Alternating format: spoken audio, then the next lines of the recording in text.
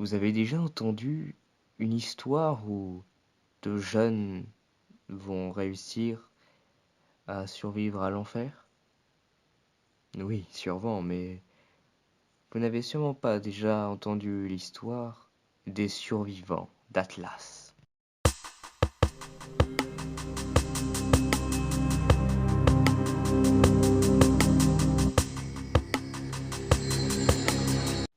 Dans une école en France, un homme au costard violet, à la cravate violette et aux yeux luisants violets dit vouloir et pouvoir contrôler la planète. Vous n'êtes rien face à moi. Une créature monstrueuse, lévitant, arrive à côté de l'homme. Un élève remarque une étiquette sur le costard de l'homme avec marqué dessus William Afton. Afton ordonne l'attaque. Exécutez-les. D'un coup, des monstres sortent du sol et chargent l'école. Plusieurs jours plus tard, Mike et Gabriel s'arrêtent devant une crevasse. Mike, pour faire une blague, pousse Gabriel dedans. Celui-ci attrape Mike et l'entraîne dans sa chute. Mike et Gabriel tombent au sol après une chute de plusieurs mètres. À un autre endroit, Paul, Malo et Matteo cherchent un abri. Paul fait une blague qui fait rire Malo, rire qui fait râler Matteo. Et d'un coup, un monstre sort du sol et attrape Malo et Matteo. Plusieurs mètres plus loin, Marion est bloqué dans des décombres. Il arrive à sortir car il est maigre de ouf. Après plusieurs semaines, un groupe est formé. Marion, Paul, Quentin qui était caché dans l'école, Emma qui avait fui et Ambre qui était cachée dans un autre endroit. Les survivants partent à Paris pour y trouver une fusée destinée au voyage lointain. En arrivant à Paris, le groupe croise Puppet, le monstre qui l'évitait. Après plusieurs heures, les survivants rentrent dans la fusée et décollent. Chapitre 1: Le voyage. Cela fait 3 mois que les survivants sont partis de la Terre. Quentin regarde par le hublot et voit Mars. 3 mois déjà? Et ce n'est pas terminé, dit Marion en arrivant. Quentin lui demande: Tu crois qu'on pourra vivre une vie normale? Marion lui répond: Sûrement pas, mais on s'adaptera et on survivra. On a échoué à défendre la Terre. On ne survivra pas, enchaîna Quentin. Mais Marion lui dit: Peut-être, mais l'échec est le brouillard qui dissimule le triomphe. Après ces mots, Marion repart. 4 ans et 9 mois plus tard, une alarme retentit dans la fusée. Le groupe sort de leur capsule et vont sur le lieu du problème. Les survivants voient de la glace se former dans les générateurs électriques. Le groupe cherche donc le levier de dégel. Au bout de quelques secondes, Emma trouve le levier et l'actionne. Après cela, les survivants regardent dehors et virent Jupiter. Avant de retourner dans les capsules, le groupe vérifie toute la fusée. Après avoir tout vérifié, les survivants retournent dans les capsules en attendant une planète vivable. Chapitre 2: Un nouveau commencement. 2 ans plus tard, le groupe de survivants se réveille et atterrirent sur une nouvelle planète qu'ils nommeront Atlas. Chacun se donne un rôle. Paul et Quentin se chargent de la chasse, Ambre de cueillir des plantes, Emma, elle, doit construire le camp, et Marion se charge d'explorer les environs et d'identifier les animaux qu'ils nommeront Dank, ce qui signifie animaux d'Atlas naturellement conçus. Paul et Quentin partent pour faire des outils de chasse. Emma commence à faire le feu de camp, Ambre cueille des plantes et commence une plantation, et Marion part explorer et trouve une rivière d'eau douce à proximité du camp. Marion trouve également un Dang qui boit avec ses pattes avant. Il le dessine et le nomme Twisted. Rentré au camp, Marion vit un feu de camp allumé et des huttes. Les survivants discutent en attendant Paul et Quentin partis à la chasse. Ils reviennent avec un lapin rouge de la taille d'une console de jeu. Le groupe mange et part dans leur hutte pour se reposer. Le lendemain matin, les survivants virent une meute de danes qu'ils nommeront Paraphosaures.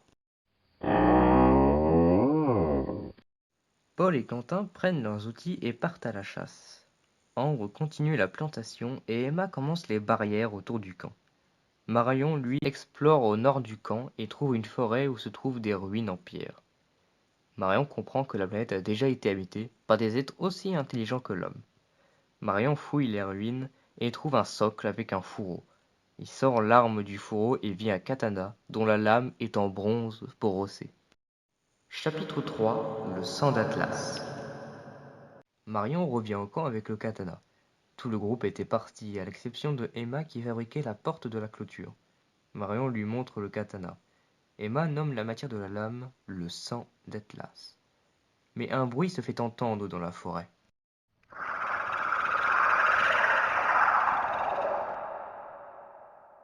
La lame du katana se met à briller, ce qui laisse apparaître des écritures dans une langue inconnue. Puis d'un coup, une créature bipède attaque Marion et Emma.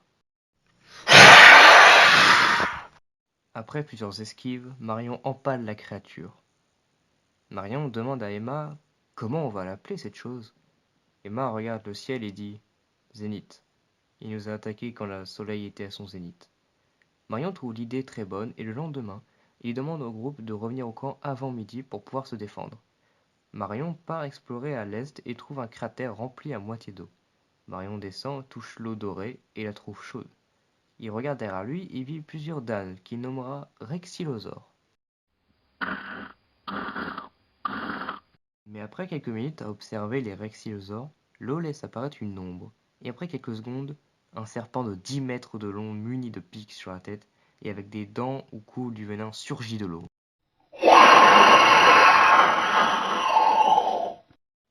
Marion sort son katana et esquive les attaques du serpent qu'il nommera Serpentard. Au sud du camp, Paul et Quentin chassent des paraphosaures mais tombent dans un trou. Paul, en tombant, se casse une jambe. Quentin regarde autour de lui pour voir une potentielle sortie facile d'accès. Mais Paul lui dit de regarder par terre. Quentin regarde le sol et vit des tonnes d'œufs. Quentin relève Paul et commence à partir, mais un son étrange se fait entendre. Quentin regarde derrière lui et voit dans l'ombre un Dank ailé avec des tentacules à la place de la gueule marcher sur la paroi de la grotte.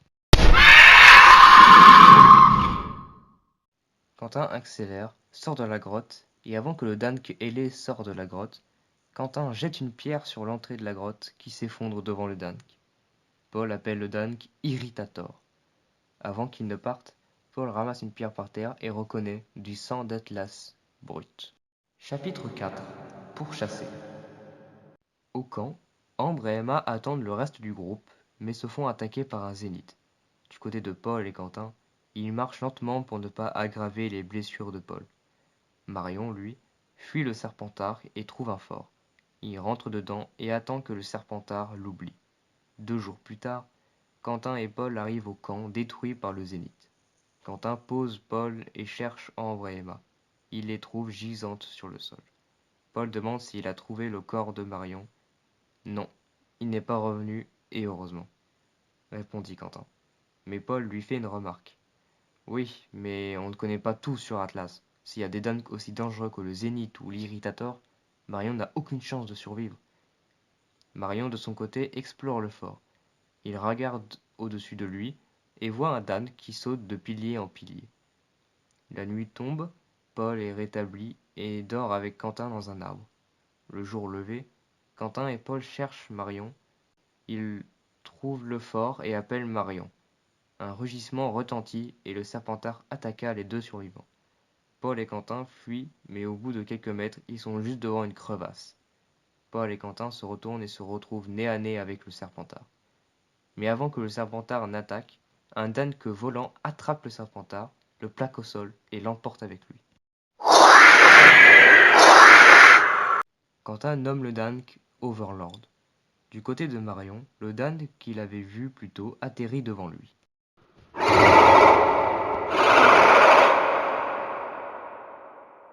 Au même moment, des lucioles violettes apparaissent et forment un alien. Marion lui demande qui il est, mais l'alien lui répond en hurlant, Hunting, analyzing. puis rugit.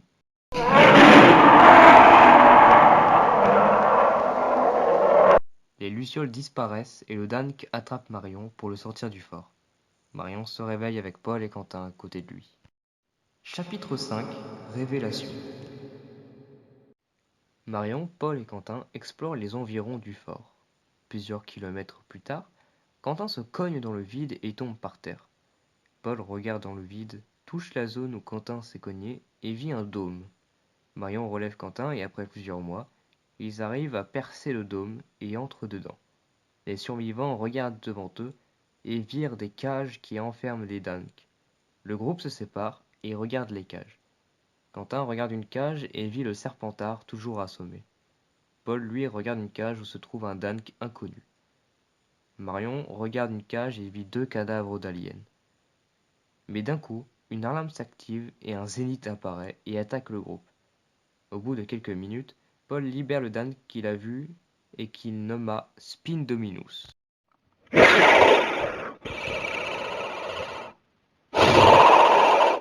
Le Spinominus attaque le Zénith et le groupe en profite pour fuir. Mais avant qu'il ne traverse le dôme, un alien apparaît et téléporte le groupe. Le groupe se trouve dans des ruines semblables au lieu où Marion a trouvé son katana. Le groupe parle à l'alien pendant quelques minutes et après nous se trouvent les aliens. L'alien disparaît et laisse les survivants seuls. Chapitre 6. Le survivant. Toujours dans les ruines, Quentin, Paul et Marion cherchent une potentielle arme. Après plusieurs heures de recherche, Paul trouve un socle avec un arc posé dessus. Le groupe se réunit et Quentin fait remarquer qu'il n'y a pas de flèche. Marion prend donc l'arc et vit les écritures dans la même langue que les écritures du katana. Marion sort son katana et les 2 armes se mettent à briller et le bois de l'arc fond et laisse apparaître un arc en sang d'Atlas.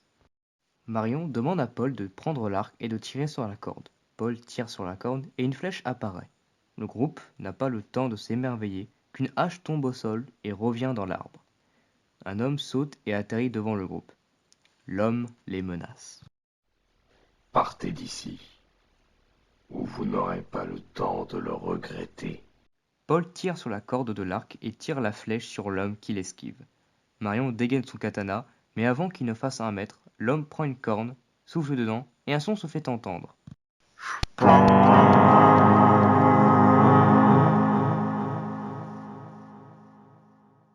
Après ce son, un overlord atterrit derrière l'homme. Marion, en voyant cela, dit à l'homme « Ton Dank ne te sert à rien. Viens te battre si t'es un homme. » L'homme réfléchit pendant quelques secondes et accepte. L'homme prend sa hache et attaque Marion. Mais avant que la hache de l'homme n'atteigne Marion, il se baisse, coupe la main de l'homme qui tombe à terre. Quentin prend la hache et bloque l'homme qui rampe au sol. Vous pensez pouvoir survivre sur cette planète? Vous ne survivrez même pas un jour. Ça fait plusieurs mois qu'on a survécu, répond Quentin.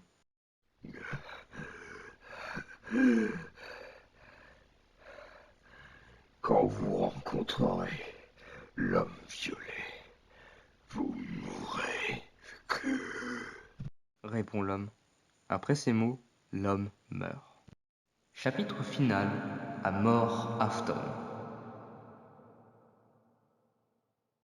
2 ans plus tard, le groupe a réussi à réactiver la fusée pour retourner sur la Terre.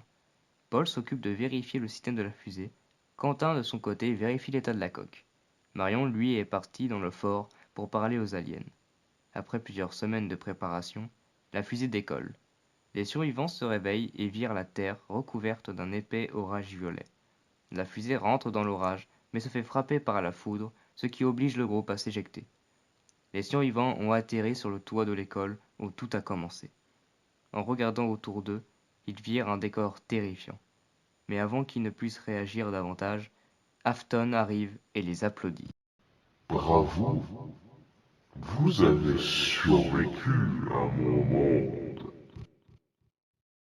Les survivants sortent leurs armes, mais Afton demande à Puppet de les éliminer. Le groupe est très coordonné. Paul tire dans la tête, Quentin attaque le ventre et Marion attaque les bras et les jambes. Après plusieurs minutes, Puppet est à terre. Je vais m'en occuper moi-même. Dit Afton. Le groupe est très vite désarmé et à genoux. Mais Marion a obtenu une arme par les aliens. Une lame en sang d'Atlas capable de tuer Afton. Marion poignarde Afton qui tombe dans le vide. Après cela, des monstres chargent le groupe qui reprend leurs armes et se défend pendant plusieurs heures. Mais la lutte se finit par la chute du groupe qui dure plusieurs secondes. seconde que le groupe en profite pour se rappeler des années où ils ont survécu. The End.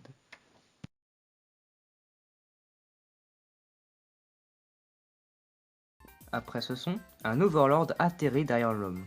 Marion, en voyant cela, dit à l'homme: Ton Dan que de merde ne te sert à rien. Toujours dans les ruines, Quentin, Paul et Marion cherchent une potentielle arme après plusieurs heures de repus. Paul tire sur la corde de l'arc et tire une... je bug à chaque fois. Paul tire sur la corde de l'arc. Pourquoi à chaque fois je bug? C'est un truc de dingue, c'est pas compliqué la phrase. Paul tire sur la fucking corde de l'arc et tire une flèche sur l'homme qui esquive. Après le son, un Overlord atterrit derrière l'homme. Marion, en voyant cela, dit à l'homme: Ton Dan... Chier, dit Afton. Le groupe est très vite désarmé et à genoux. Mais Marion a obtenu une arme par les aliens. Une lame en sang d'Atlas capable de tuer Afton. Marion...